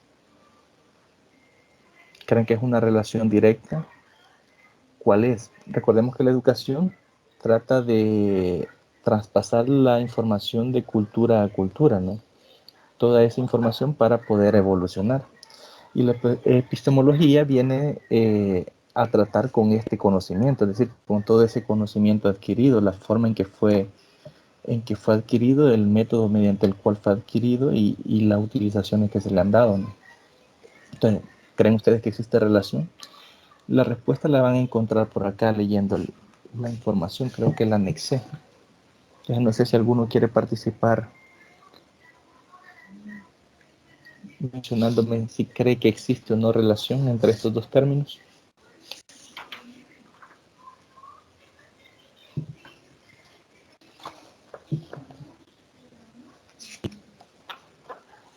Hola, ¿me escuchan?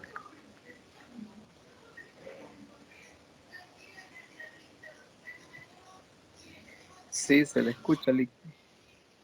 Bien, no sé si notamos la relación Esto es en cuanto a las imágenes, Lick. Sí, es en cuanto a eso, porque ya vimos por separado lo que es la epistemología y lo que hemos visto en la educación. Entonces, quiero que veamos la relación que existe entre lo que es la epistemología y la educación.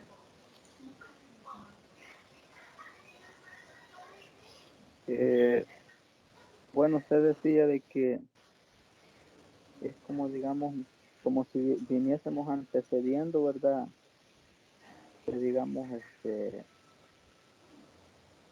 nuestras culturas, lo que realizaban nuestros antepasados, que se ha Ujú, venido, digamos, mejorando, o aportando, digamos, todo esto, ¿verdad? ujú, Este, bueno, si lo vemos en la parte, por ejemplo, acá, no necesariamente es el deporte, ¿va? Sino que es a manera de ejemplo, como usted lo dice. sí, Pero, por ejemplo, antes, o sea, sí se practicaba el deporte, ¿verdad?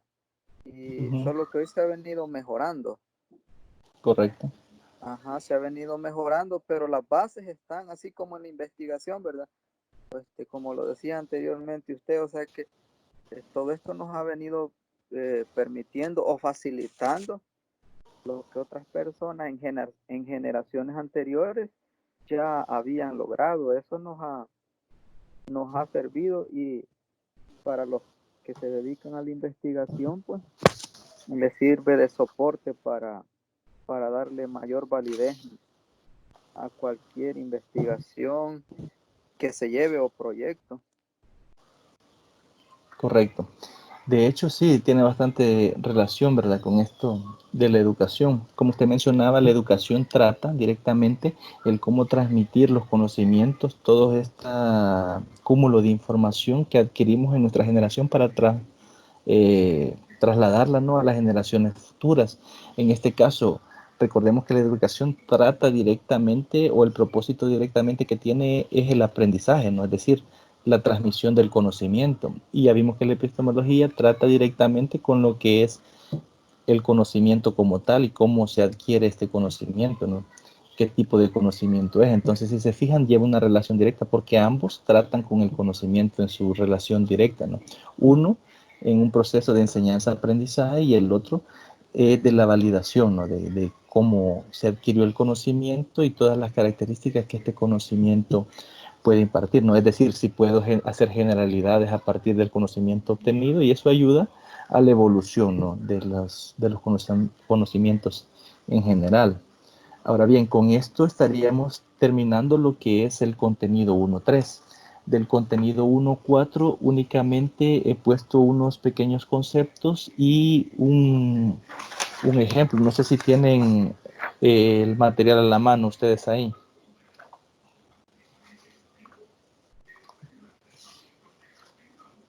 En mi caso, sí, licenciado.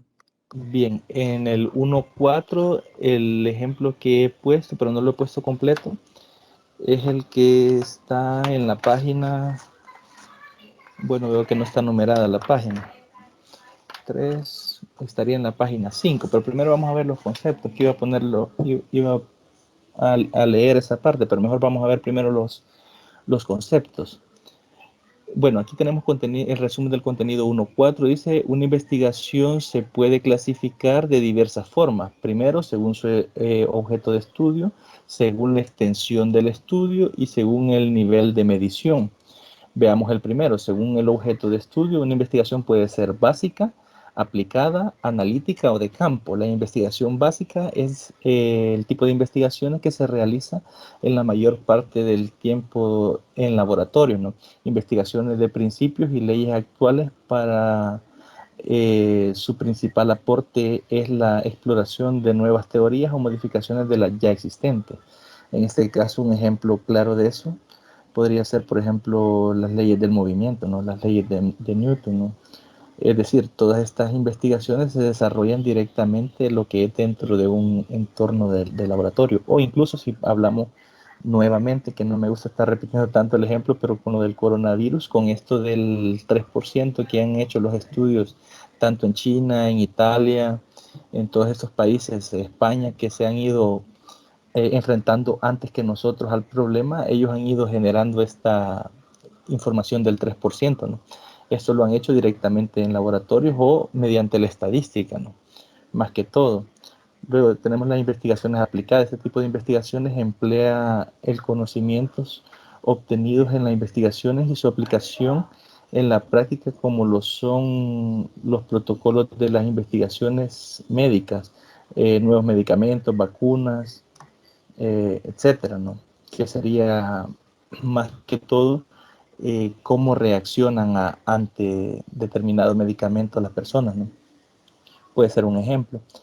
Perdón. Investigaciones analíticas son el tipo de investigaciones donde se proponen teorías nuevas que luego intentan desarrollarse o probar. Es decir, primero se desarrolla una teoría específica y luego se intenta probar, ¿no?, si se cumple o no la teoría.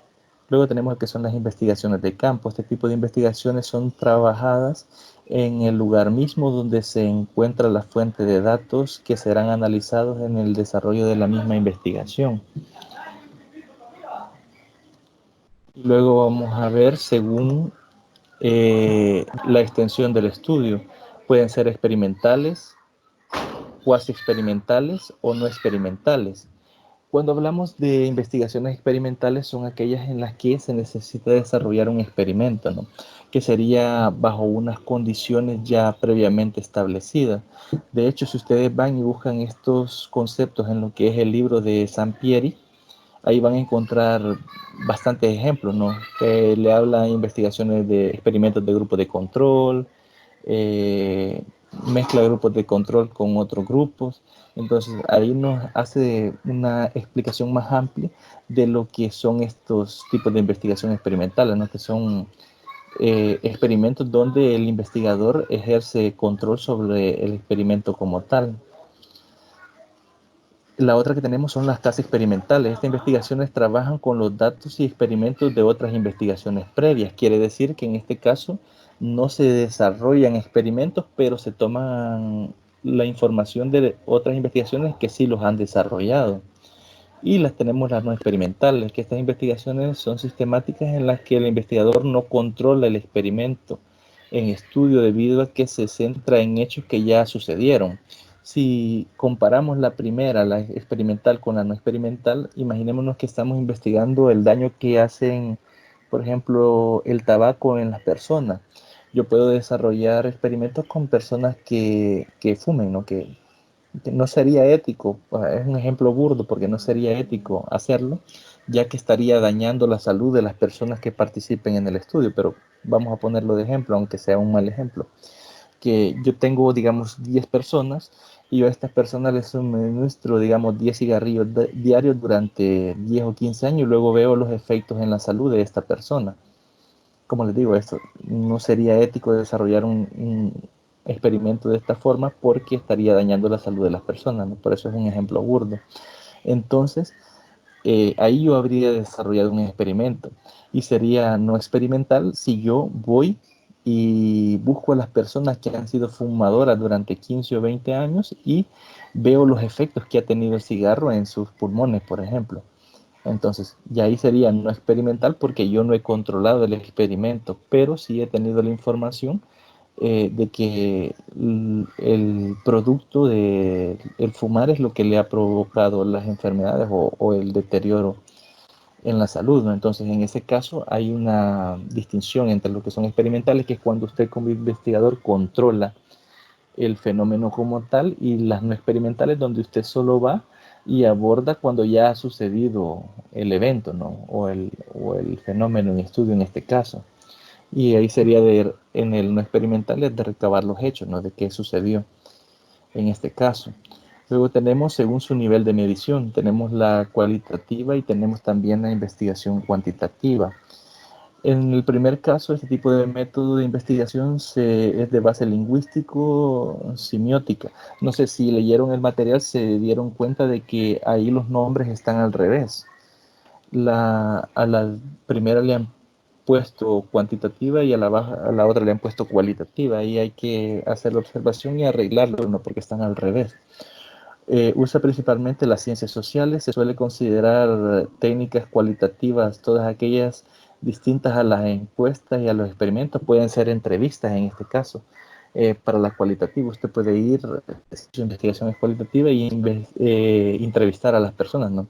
Que están en el fenómeno como tal. Imaginémonos que estamos, por ejemplo, investigando el embarazo prematuro en adolescentes. Entonces, si yo puedo ir y entrevistar, ¿no? En alguna escuela o algo a una joven que esté embarazada, ¿no? Entonces sería una técnica utilizada, es decir, todas aquellas técnicas que se tienen de base lingüística, es decir, mediante las palabras, ¿no? El habla. Es una de las técnicas que se puede utilizar, o también se puede utilizar lo que es la observación, ¿no? Y la observación del participante, es decir, cuando usted observa, imaginémonos que queremos investigar, qué sé yo, el racismo, por ejemplo, y yo llego y veo cómo los estudiantes, o no necesariamente los estudiantes, sino la sociedad trata a una persona de color, ¿no? Entonces yo mediante la observación también puedo recabar información de forma cualitativa en esta clase de investigaciones, ¿no? Mediante ver cómo se comportan, que de hecho, no sé si ustedes tienen bastante acceso a Facebook. Hay páginas donde hacen estudios de esta clase, ¿no? A veces las personas que menos tienen son las que más dan. Yo sigo en mi cuenta de Facebook a una página que no recuerdo cómo se llama el nombre, que ellos se realizan bueno, se dedican a llevar a cabo experimentos sociales y lo graban. Veía la vez pasada de que llegaban y le pedían comida a un indigente. Entonces el indigente le daba la mitad de lo que estaba comiendo. Si estaba comiendo un pan, le daba la mitad del pan. Y llegaban y le pedían comida a personas que andaban bien vestidas o que llevaban muchas cosas, o sea, que podían darle fácilmente algo. Y a veces estas personas no daban nada. Entonces estos estudios son bastante cualitativos, ¿no? En este caso, porque son mediante la observación, y ellos recababan información y ahí hacían sus propias conclusiones, ¿no? Durante este estudio. Entonces a veces se daba eso de que es bastante interesante que las personas que menos tienen son las que más dan, por el hecho de que ellos han vivido en carne propia la experiencia de lo que es no tener nada, ¿no? Entonces tenemos también lo que son las investigaciones cuantitativas. Como ya hablábamos anteriormente, estas utilizan variables cuantificables numéricamente hablando en este caso. El procedimiento que busca cuantificar los datos y en general aplicar alguna forma de análisis estadístico, señalar entre ciertas alternativas usando magnitudes numéricas que puedan ser tratadas mediante herramientas de campo de la estadística. Por eso las investigaciones cuantitativas se producen en fenómenos de causa y efecto, entre otras cosas, ¿no? Si nos vamos a este tipo de investigaciones, cuando hablamos de herramienta estadística, hablamos que las investigaciones cuantitativas, en este caso, llevarían lo que son hipótesis, pruebas de hipótesis. En estas pruebas de hipótesis son estas herramientas estadísticas. Se conoce, por ejemplo, la chi cuadrado, conocemos la t-student, que son distribuciones de probabilidad, ¿no? Que eso sirven para hacer nuestras pruebas de hipótesis. Entonces, las investigaciones cuantitativas, como tienen una medición, perdón, que es más directa o es más tangible a través de los números, es decir, podemos hacer operaciones mediante estos números con estas operaciones estadísticas y hacer nuestras pruebas de hipótesis para sacar conclusiones que están respaldadas con estas pruebas estadísticas directamente, ¿no? Entonces, en este caso, las cuantitativas tienen esa característica. Luego tenemos acá que luego de esta breve clasificación pasamos al análisis de algunos trabajos de investigación, pero surgen las preguntas. ¿Qué es lo que vamos a analizar? Todas las partes que componen el informe de la investigación sería la respuesta en este caso, simple, ¿no? Porque yo pregunto qué vamos a analizar, es todas las partes del informe de investigación. Luego la segunda pregunta, ¿por qué nos interesa analizar proyectos o informes? Y es porque a partir del análisis de estos, podemos aprender a analizar los propios e identificar las fallas para no cometerlas nosotros en nuestras investigaciones futuras, ¿no? Entonces, esas serían las dos preguntas quizás que nos estamos haciendo cuando hablamos de analizar. Ahora sí, si tienen el material ahí, podemos irnos, solo vamos a analizar una. No sé si todos tienen el material.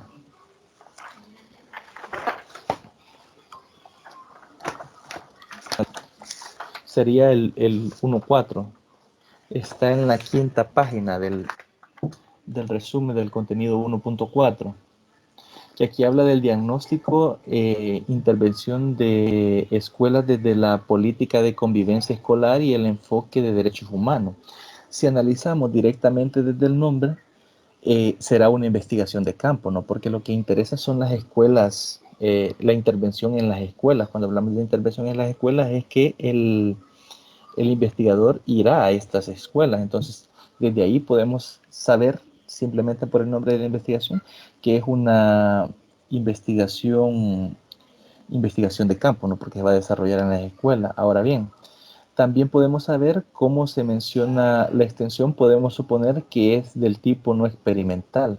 Es decir, no vamos a desarrollar experimentos, ¿no? Porque lo que nos interesa de una vez acá nos dice que es la política de la convivencia escolar. Es decir, las políticas son todas las acciones que desarrolla la institución o que fomenta la institución con la convivencia de los de los estudiantes, ¿no?, en la institución. Entonces, en este sentido, no se desarrollaría ningún experimento. Eso lo podemos saber también desde el nombre de la investigación, ¿no?, en este caso.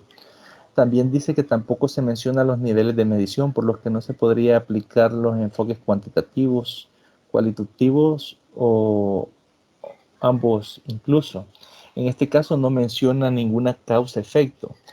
No tenemos una correlación de variables, porque no está, el tema como tal no está estableciendo una relación entre dos o más variables, sino que únicamente estamos hablando de la políticas de intervención escolar y el enfoque de derechos humanos. En este caso no nos interesa establecer una relación entre estas variables, por lo tanto no estamos hablando de investigaciones cuantitativas en este caso. No tendrían esos enfoques. Si se fijan, estas conclusiones, esas tres conclusiones que hemos sacado acá, se derivan directamente del nombre de la investigación. Eso es lo que podemos conocer directamente por cómo está estructurada lo que es el tema como tal. Luego acá tenemos el diagnóstico de intervención. Bueno, tenemos el mismo tema. Dice que al leer el resumen se encuentra que en dicho estudio se realizó un enfoque mixto, ya que parte de las variables o características son de tipo categóricas y la otra parte son de tipo cuantitativo o numérico. En este caso, el resumen no presenta la investigación como tal, entonces nos vamos a fiar por lo que dice acá el resumen, ¿no? Porque nosotros no podemos ir y constatar lo que esto nos está mencionando, ¿no?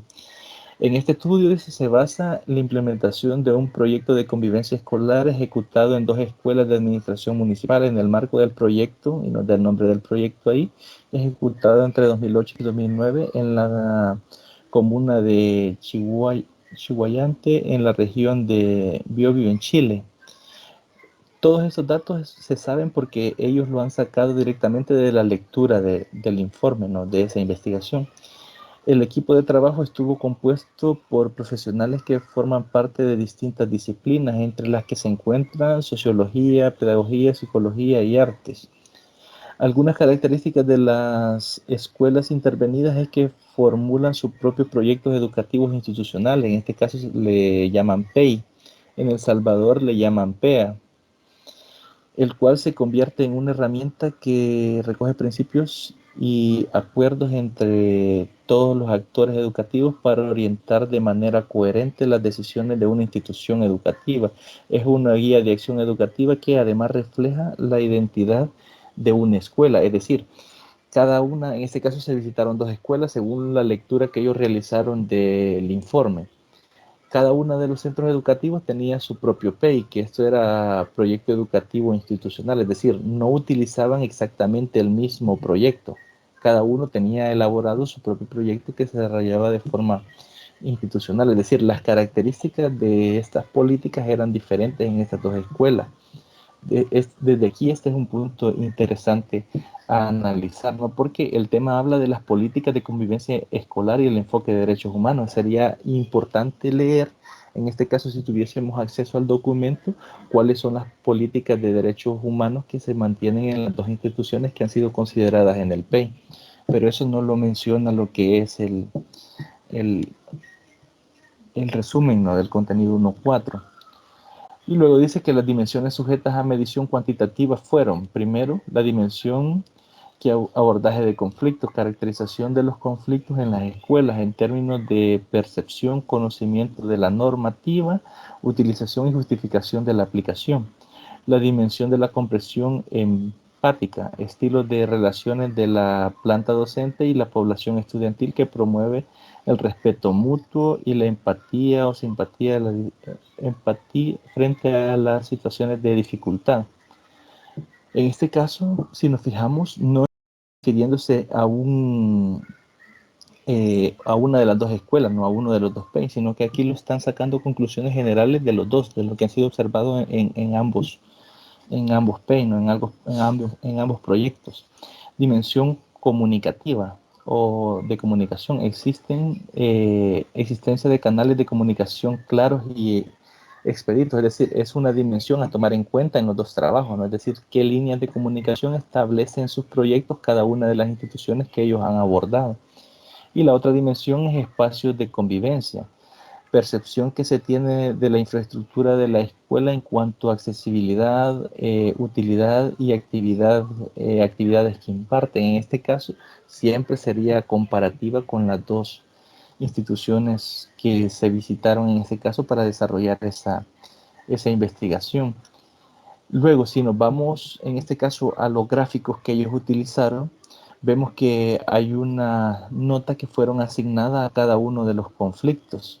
Aquí se tienen conflictos por empatía, por comunicación, espacios eh, para socialización y conductas. Si nos evaluamos los dos más altos, en este caso sería conflictos por empatía y conflictos de comunicación los que más alta nota reciben, ¿no? Que se les pidió asignar una nota que estaba entre 0.0 y 10.0. Y si vemos la gráfica directamente, lo que está escrito arriba básicamente es lo que podemos notar en la gráfica, ¿no? La media de docentes. La media de docentes asignaban una media más alta que la media de estudiantes. Si nos fijamos en los conflictos de empatía y los de comunicación, ambos son los más altos, ya sea en alumnos y docentes, y esto es bastante llamativo en este caso. Si nos fijamos, aquí han utilizado, como se han utilizado escalas de medición, estamos hablando de variables cuantitativas, es decir, de variables que son expresadas numéricamente. Y otro de los resultados que mostraba el estudio es la siguiente tabla. En este caso, si observamos cuál es la nota más alta o la media de notas más altas, sería la 622 que está acá. El 10 dice, cuando alguien hace algo bien, es reconocido y felicitado por los profesores. Es decir, que la media de evaluación de todos estos elementos que ha considerado las instituciones en el PEI, la nota más alta la tiene lo que es la empatía, ¿no? Que sería cuando, porque como el elemento dice, cuando alguien hace algo bien, es reconocido y felicitado por los profesores, están reconociendo de que hay una empatía de parte del profesor hacia sus estudiantes, ¿no? Entonces ese es un punto a abordar bastante interesante, ¿no? Que fue explícito en cuanto a la información que nos brinda el documento. Con esto estaríamos finalizando lo que es la información de la tutoría. Si ustedes revisan el material, se darán cuenta que en la sección 1.4 nos quedó por analizar tres investigaciones más, ¿no? Que aparecen ahí. Esas se estarían desarrollando en lo que es la tutoría de repaso. Por eso les pedía de que me informaran si se le facilita más el día martes o el día jueves, para así dejarlo plasmado desde ya y, y tener claridad. Yo les mandaría igual un mensaje de confirmación, pero me gustaría escucharlo en ese caso.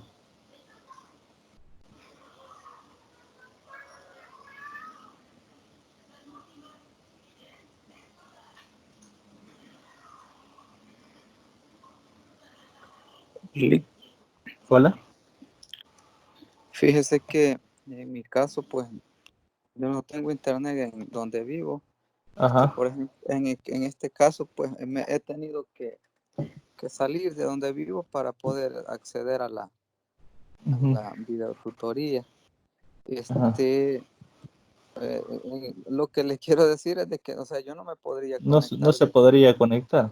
Bueno, Sí, en ese ajá, no, caso, en su caso particular, entonces no hay ningún problema. Como son tutorías de repaso, esas son opcionales. Igual sí, se estarían subiendo a plataforma y usted la revisa en su tiempo libre o simplemente revisa el material, porque eso más que licenciado. todo es para... Hola. Ajá, sí, gracias. Allí le envié mi número, de WhatsApp. Soy Omar Alas. Ahí, Me lo por mandó favor, al ahorita correo o acá lo mandó. sí lo acabo de subir.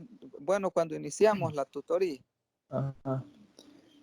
Bien, voy a dejar de grabar para que no sea muy extenso.